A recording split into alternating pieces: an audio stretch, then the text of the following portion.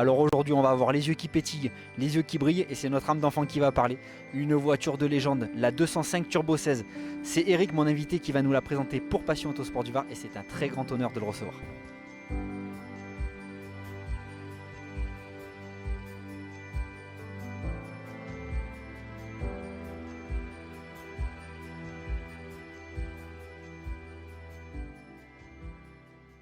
Bonjour Mathieu. Ah bah écoute, alors là, je suis vraiment honoré de te recevoir dans Passion Autosport du Var. Alors la voiture qui sort de la PlayStation, là j'ai l'impression d'être dans un jeu vidéo, c'est un truc de malade. Cette voiture est mythique, tu es l'heureux propriétaire.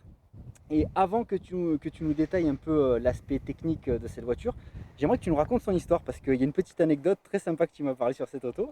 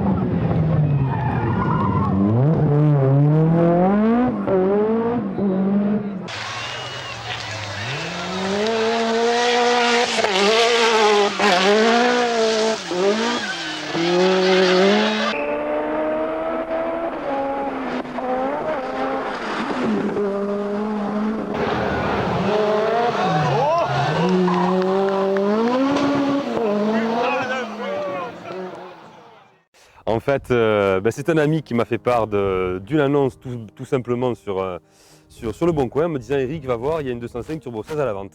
Donc je m'empresse d'aller vite la voir. Et on regarde un peu les photos, on réfléchit et puis finalement on prend un téléphone et on appelle. On appelle, donc j'arrive à voir le patron d'une concession puisqu'elle était la première propriété d'une grande concession Peugeot dans la région bordelaise. Et on converse pendant un bon petit moment sur la voiture, un petit peu son histoire. Donc il me fait part que c'est une auto qui faisait partie d'un groupement Peugeot, donc plusieurs concessionnaires se la partageaient à des buts simplement d'exposition.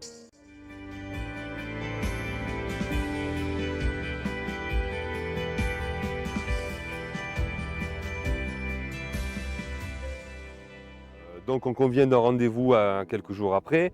Il m'explique bien que l'auto reste arrêtée depuis un petit moment. Donc de ce fait, elle est non roulante et qu'il souhaitait autant que possible la vendre à un professionnel puisque la suite des événements m'a bien fait comprendre que j'achetais une auto non roulante et que les protections au niveau des papiers ont été faites pour que s'il y avait quoi que ce soit sur le véhicule, je ne puisse me retourner contre personne. Donc c'est la petite histoire de l'auto, c'est celle-ci. D'autres particularités du fait qu'elle n'ait fait quasiment que de l'exposition, elle a été immatriculée pour la première fois qu'en 2000.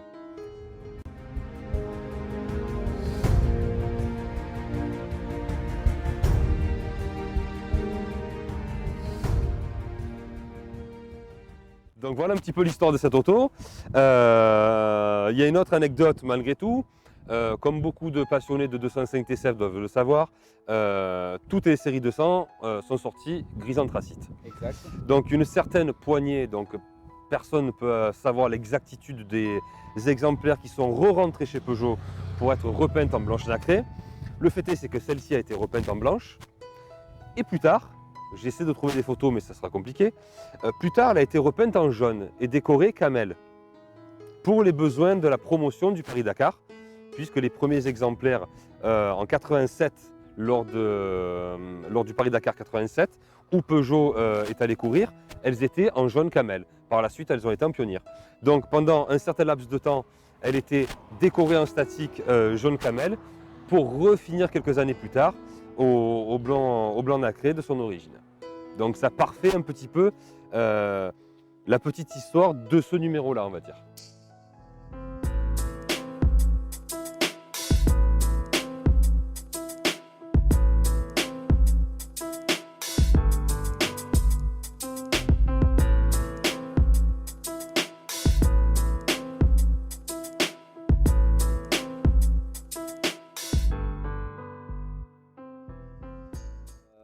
vraiment une fierté de la recevoir dans Passion Autosport du Var. Et maintenant que tu nous as raconté ces petites anecdotes, j'aimerais vraiment que tu nous détailles vraiment les spécificités de la Turbo 16. Alors on va faire le tour carrosserie, habitacle, moteur, car c'est une voiture qui est vraiment énorme. Et je pense que ceux qui l'ont regardé en Passion Autosport du Var, ils ont les yeux au taquet. Allez, on fait le tour? On fait le tour.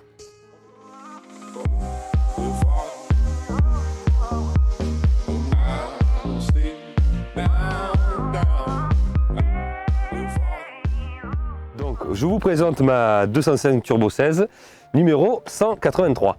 Donc la 205 Turbo 16 a été présentée au monde entier la veille de la présentation de tout le reste de la gamme de la 205. Donc il y a une volonté par le Peugeot Talbot Sport à ce que la voiture de groupe B de pointe pour courir en championnat du monde ressemble le plus possible à la 205 civile. Donc c'est la raison pour laquelle les gros traits de la 205, je serais tenté de dire normale, sont relativement marqués. Maintenant, on a des spécificités qui sont quand même relativement particulières, puisque de la 205 traditionnelle n'est conservée que la cellule centrale et une partie de l'avant du véhicule. À l'arrière, donc on peut rapidement dire que l'arrière a été tronçonné par rapport à une 205 normale, a une excroissance en tôle mécano-soudée et un treillis tubulaire vissé qui va supporter tout ce qui est éléments techniques, groupe moto-propulseur, transmission et tout ce qui va aller avec. Donc c'est la raison pour laquelle tous ces éléments-là sont aussi bien sur la version civile que sur la version de rallye en composite.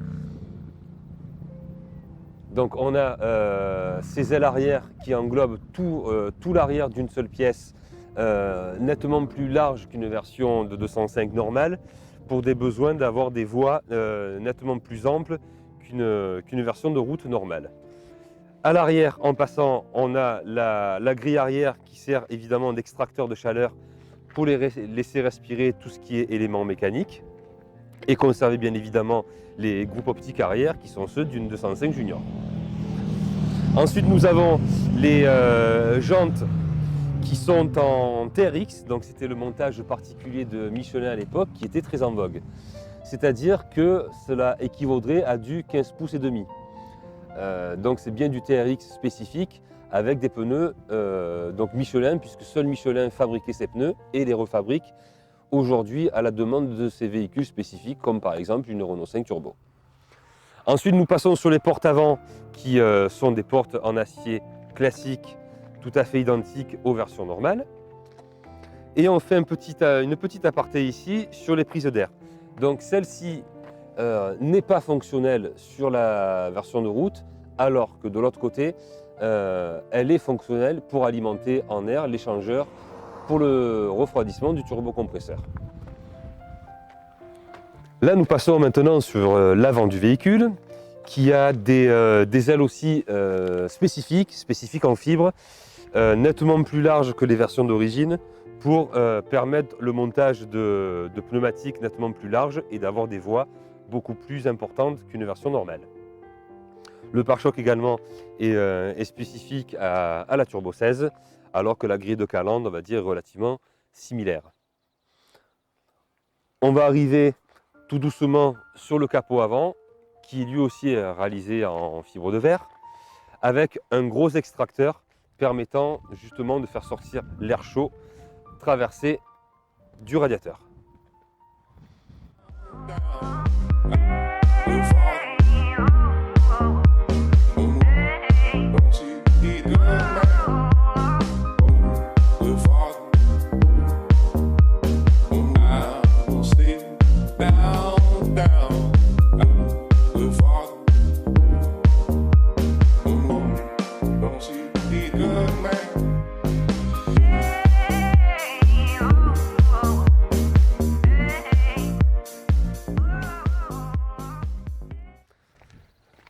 Donc là maintenant, on va pouvoir se rendre compte dans quelques secondes de toute la spécificité technique de la 205 Turbo 16. Donc après avoir relevé ce que l'on appelle la bulle arrière qui est relativement lourde, on voit tout l'ensemble mécanique. Donc l'ensemble mécanique est constitué de son moteur qui est un 1800 16 soupapes turbo compressé, qui a été rejeté sur le côté droit pour laisser pleine mesure à la transmission, notamment la boîte de vitesse qui est transversale et qui est alimentée par une pompe à huile spécifique. En même temps, le fait d'avoir rejeté le moteur d'un côté permet de pouvoir remplacer tout organe rapide, tel la distribution, la pompe à eau, la courroie d'accessoires, et permettre un accès très facilité au collecteur d'échappement. Ici, nous avons le pont arrière, qui permet donc justement de rendre les roues arrière motrices, et un renvoi que l'on ne voit pas évidemment ici, sur les roues avant. Ici, on voit bien l'énorme spécificité du gros caisson en tôle mécano-soudé, et en dessous, tout ce que l'on appelle le treillis tubulaire, qui est vissé à cette structure et qui permet de pouvoir se démonter et de sortir tout l'ensemble par le dessous. Donc ici, vous avez le classique turbocompresseur, son gros échangeur qui est ici permettant de refroidir l'air comprimé, la tête d'injection, puisqu'à l'époque nous étions encore sur des injections mécaniques, le collecteur d'admission et quelques éléments, on va dire, plus traditionnels dans une mécanique de ces époques-là. Là maintenant, on va voir la partie avant de passer un petit peu plus tard sur l'habitacle. Donc évidemment, devant, on n'a pas un deuxième moteur, mais on a un caisson spécifique avec des renforts spécifiques et la roue de secours. Donc roue de secours, vous avez les chapelles d'amortisseurs qui n'ont plus du tout la même forme d'une 205 traditionnelle, le radiateur. Il n'y a pas plus d'organes spécifiques, si ce n'est quelquefois ça peut faire sourire quand on fait le plein de carburant. Le remplissage de carburant qui se fait donc ici et qui alimente les deux gros réservoirs qui sont placés sous les sièges. À savoir qu'il y a une contenance relativement conséquente puisqu'il y rentre 110 litres.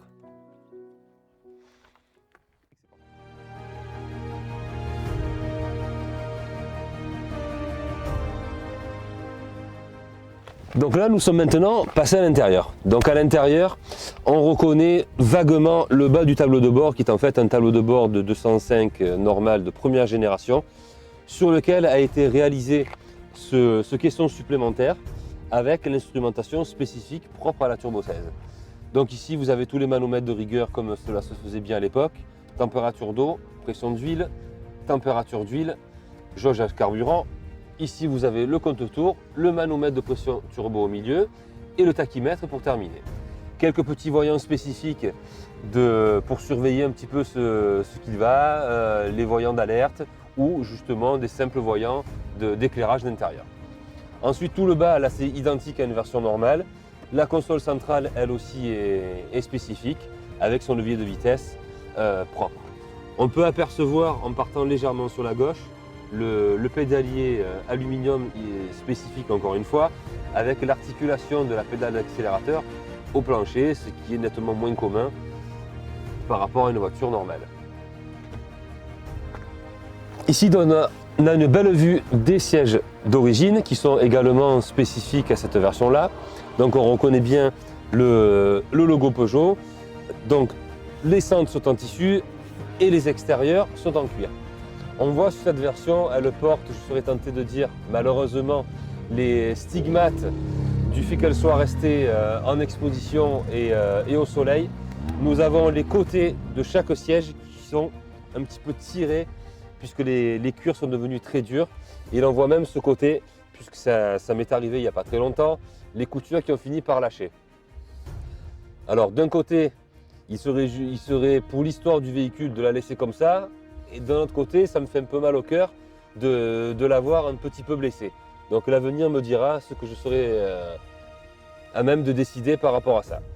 Donc on voit bien que la sellerie, les sièges sont positionnés quand même plus haut par rapport à une 205 normale, puisqu'en fait dessous nous avons ces excroissances en tôle qui abritent les réservoirs de carburant.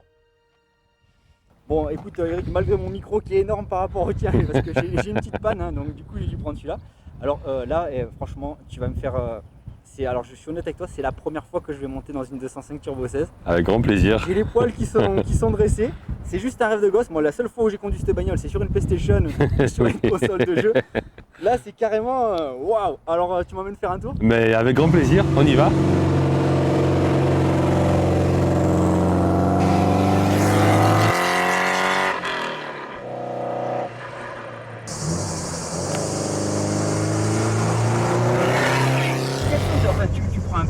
pied phénoménal avec cette voiture. Ben oui, puisqu'on a quand même les sensations du groupe B de l'époque. On peut deviner les fous furieux qui étaient ces grands noms du rallye, tels que Michel Mouton, Bruno Sabi, Kankkunen, toutes ces légendes qui ont couru sur les groupes B. Aujourd'hui, on est en présence d'une 205 de série en turbo 16 qui n'a quand même rien à voir avec les groupes B vraiment de compétition de l'époque, on parle de 400, 500, voire même 600 chevaux sur les mêmes routes que nous sommes en train de parcourir aujourd'hui. C'était des brutes de toute façon les mecs à l'époque. Hein. C'était des brutes et puis il y a quand même une partie de cerveau qui s'occulte, c'est obligatoire. C'est obligatoire. Donc c'est vrai d'en prendre le volant aujourd'hui à un rythme bien sûr beaucoup plus mesuré. On imagine quand même très bien la joie que devaient prendre les pilotes à l'époque.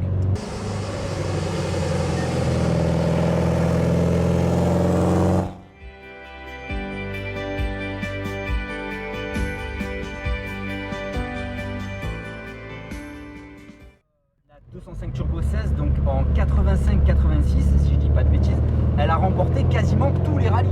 Champion du monde constructeur et pilote aussi. Hein. Alors je sais plus c'était qui à l'époque, il y avait Vatanen. Il y avait Vatanen, il y avait Michel Mouton qui a couru dessus, nous avions Bruno Sami et Timo Salonen.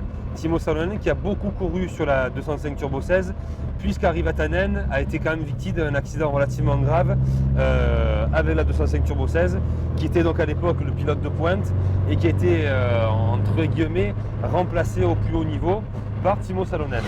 Donc effectivement, Peugeot a remporté le championnat du monde des rallyes en 85 et 86. 86 qui a été un très très gros duel avec Lancia et sa monstrueuse Delta S4 qui malheureusement lors du décès d'Henri Toivonen en 86 lors du Tour de Corse a clôturé on va dire l'épisode du groupe B.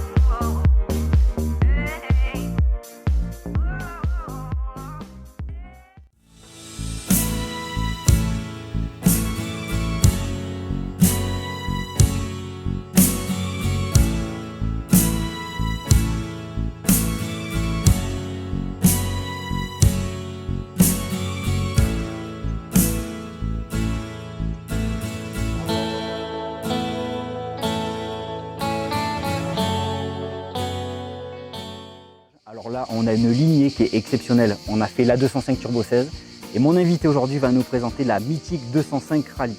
C'est un grand plaisir de le recevoir dans Passion Autosport du Var. On est au domaine de Saint-Cère, au pied de la Sainte-Victoire, juste après le petit village de Puy-Loubier. Et un grand merci à eux de nous accueillir pour tourner ce reportage. Donc c'est un plaisir de vous présenter cette superbe 205 Rallye avec Jean-Luc dans Passion Autosport du Var.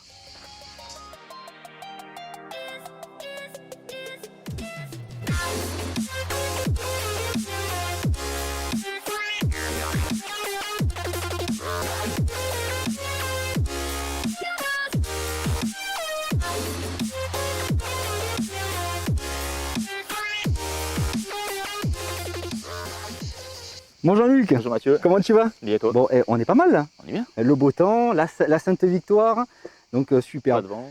Alors, on a fait, là c'est bien de te recevoir aujourd'hui et déjà je suis très honoré de te recevoir dans Passion Autosport du Var. C'est une belle lignée, on a vu la 205 Turbo 16, alors là quand même voiture mythique.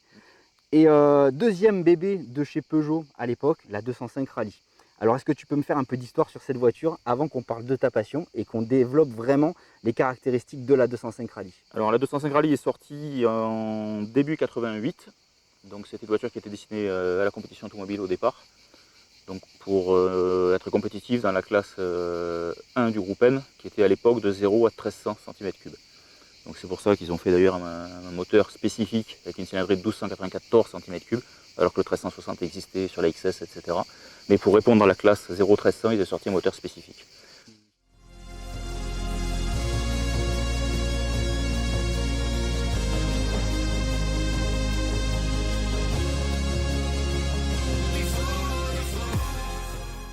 Alors toi, tu es un mordu de cette voiture.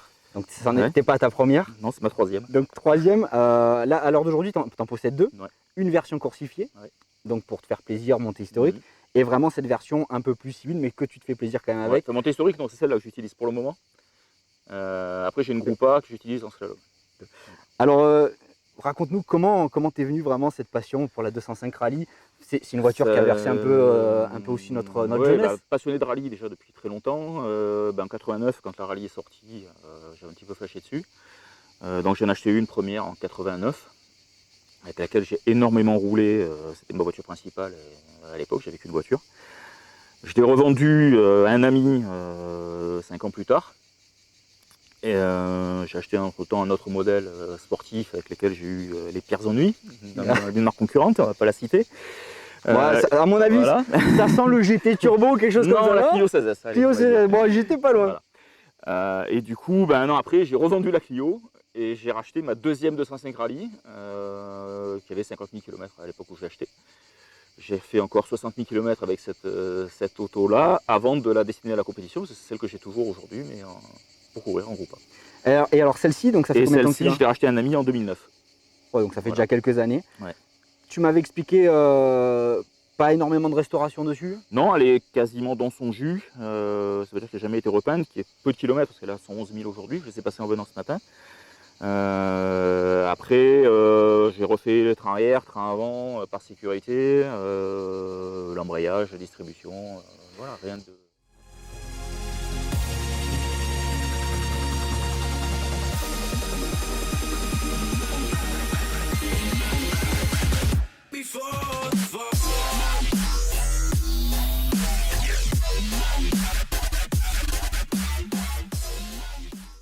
La technicité de la 205 Rallye, c'est bien sûr les carbus. Ouais. Donc c'est ce qui freine peut-être aujourd'hui des acheteurs sur ce modèle-là qui vont peut-être plus basculer sur le modèle GTI par rapport à l'injection.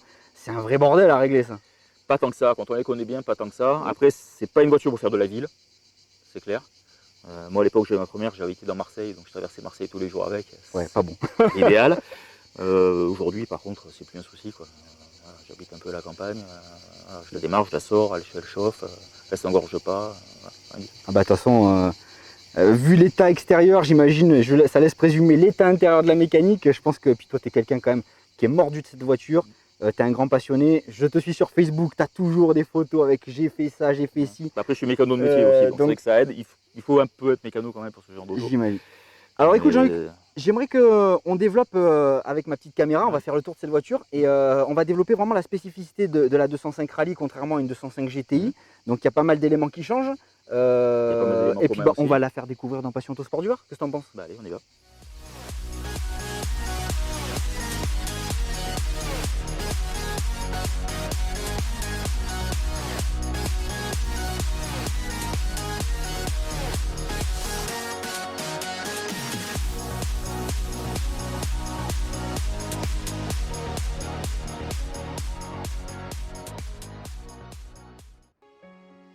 Alors je vous présente ma 205 Rallye, elle est d'avril 89, donc c'est le deuxième millésime. Donc c'est une série 1, c'est-à-dire avec les clignotants orange, ancien feu, etc. Donc par rapport à une GTI, la caisse est quasiment la même.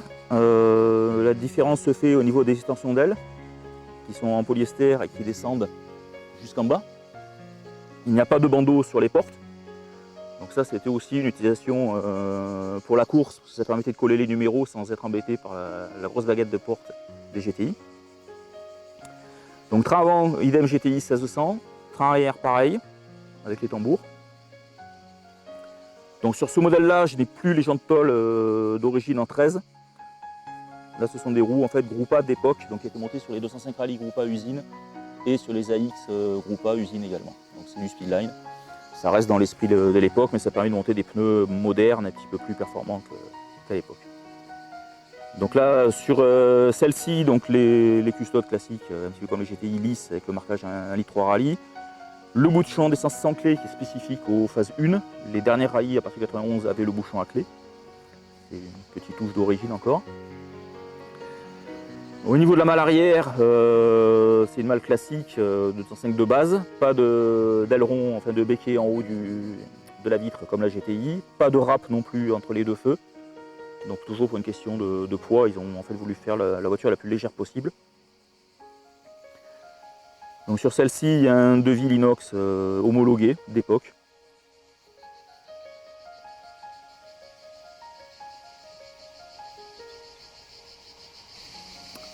Voilà, donc après on retrouve les bandes PTS de l'époque avec les couleurs rouge, bleu foncé, jaune et bleu qui étaient utilisées par Peugeot Talossport à l'époque et notamment sur la 205 Turbo 16 en rallye. Voilà, donc sur ce modèle on n'a pas d'essuie-glace arrière, c'était une option à l'époque, donc celle-ci ne l'a pas. Donc au niveau de l'avant, c'est idem une GTI 1600, à part les deux grilles en bas qui remplacent les longues portées. Donc la jupe est débouchante pour refroidir les freins, alors qu'elle est fermée sur une GTI. On retrouve sur la calandre la même bande PTS qu'à l'arrière. Voilà, donc le cœur de la bête, donc un 1300 cm3 tout alu, arbre à cam en tête. Donc ce qui fait tout le caractère de ce moteur, les 2 Weber double corps en 40. Donc sur ce modèle, j'ai rajouté une boîte à air ITG en mousse, donc qui a été montée pareil sur les groupes à usine à l'époque. Donc ça améliore pas énormément les performances, mais la sonorité est quand même un petit peu plus sympa à l'intérieur. Après là on retrouve, vous verrez après l'intérieur, j'ai rajouté les maneaux de pression d'huile, donc qui est la sonde en fait de pression d'huile qui n'est pas d'origine. Après au niveau mécanique elle est entièrement d'origine, à part la boîte de vitesse qui est une 106 Rallye 1300, donc avec un couple en 1350, donc qui est un petit peu plus court que l'origine qui est en 1460. Voilà, donc ce moteur développé à l'époque 103 chevaux à 6800 tours minute et un rupteur à 7200 tours. Voilà, donc là on trouve le combiné instrument qui a été un petit peu modifié, donc comme j'ai dit tout à l'heure en détaillant le compartiment moteur, donc j'ai rajouté en haut la pression d'huile, donc en haut à gauche, et la température d'huile en haut à droite. C'est des maneaux qui viennent d'une première GTI 105. C'est ceux qui s'intégraient le mieux dans la planche de bord d'origine de la rallye. En fait d'origine il y a un compteur, un contour, température d'eau et la jauge à essence, point. Le volant est le même qu'une XS, c'est-à-dire qu'il est en plastique, il n'est pas en cuir comme une GTI. Et on retrouve le logo spécifique au centre, toujours avec la flamme PTS. Après la planche de bord est basique, donc pas d'aérateurs centraux, pas de montre. C'est vraiment tout pour le poids. Pas de console centrale en bas, pas de boîte à gants. Donc là on voit un extincteur que j'ai été obligé d'ajouter pour les montées historiques, pour répondre à la réglementation. Le pommeau de 10 vitesses identique au GTI, le marquage rouge.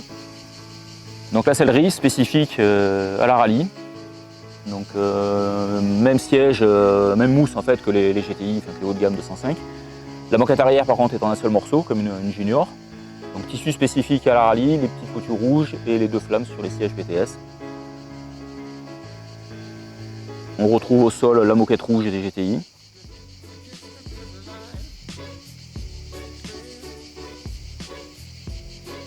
Et surtout la spécificité de l'intérieur de la rallye, ce sont les ceintures rouges, qui rappelaient à l'époque les couleurs des harnais en compétition.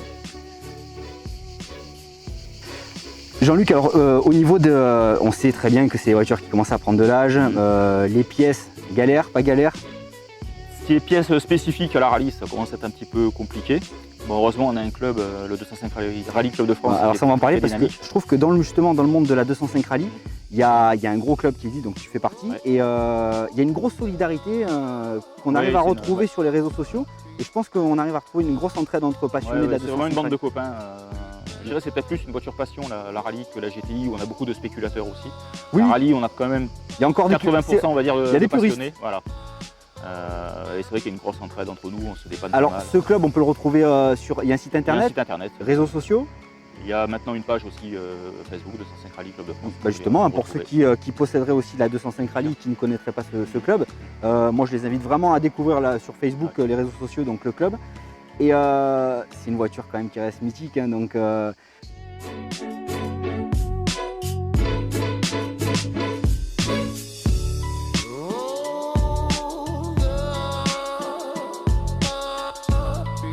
Jean-Luc, là tu parles à un fan de la 205, notamment la GTI. Alors on va aller voir ce qu'elle a dans le ventre, hein, cette petite rallye. C'est mieux qu'une GTI, tu vois. Voilà, le mec là, en plus il est là comme ça, il débarque avec une rallye par rapport, moi je suis mieux que ma GTI et il me lance un défi. Ce soir tu la mets en vente. Ouais c'est ça, ouais. On va voir, tu vas voir. Non mais je rêve, se faire menacer par un mec qui roule en 205 rallye.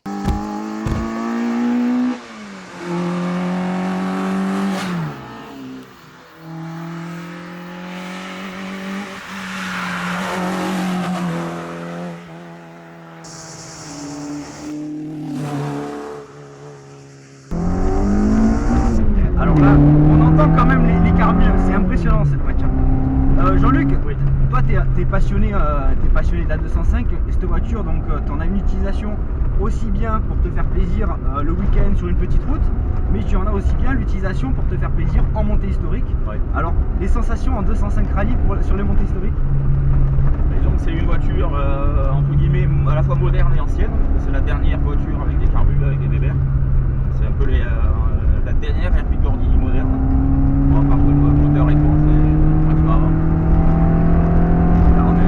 Tu connais, tu as une GTI, tu vois de suite la différence. Le bruit c'est complètement différent. C'est complètement différent, c'est juste atomique. Donc c'est une auto qui a un très bon châssis, c'est le châssis de la GTI. En fait c'est train avant, train arrière, 100% identique à une GTI 500 à part le diamètre qui découle d'origine. Et après le reste, voilà, c'est un petit 1300 qui fait 103 chevaux avec deux Weber double.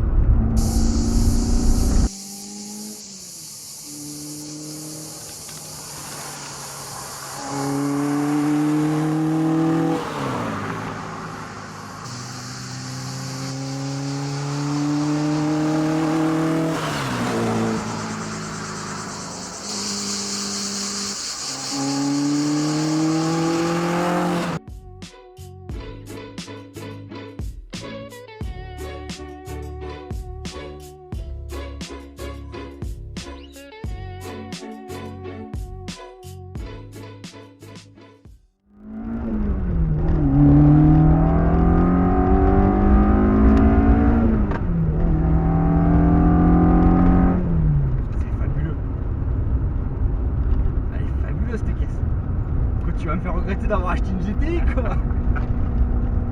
Ah carrément, c'est un truc de dingue.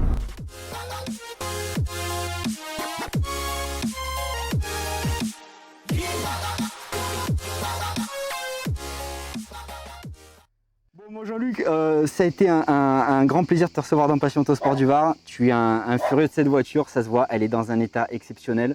T'es un puriste, t'as ça dans la peau. Et puis merci d'avoir répondu à mon invitation, ça m'a fait vraiment plaisir.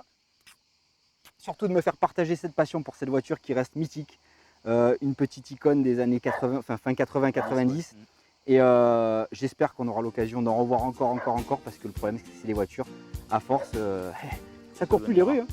En tout cas, merci d'avoir suivi ce petit reportage dans Passion Autosport du Var. En arrière-plan, vous pouvez voir la belle Sainte-Victoire, qui était notamment le pays d'un fameux peintre. Alors, est-ce que tu es bon en histoire? Je dirais Cézanne. Il est bon, non seulement passionné rallye, mais en plus, il est trop fort. Allez, merci, à bientôt.